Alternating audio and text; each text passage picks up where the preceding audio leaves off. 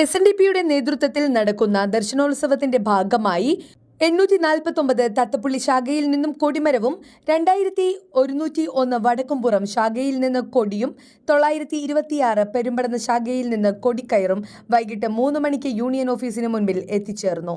തുടർന്ന് രഥഘോഷയാത്ര നടന്നു.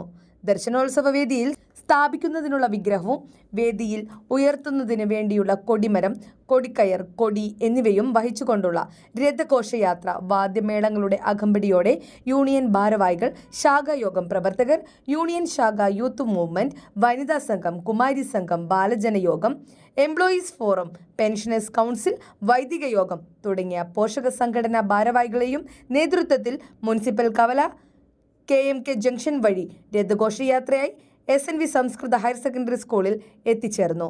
തുടർന്ന് സുഗതൻ തന്ത്രികളുടെ കാർമ്മികത്വത്തിൽ ഗുരുദേവ വിഗ്രഹ പ്രതിഷ്ഠയും കൊടിയേറ്റും നടന്നു.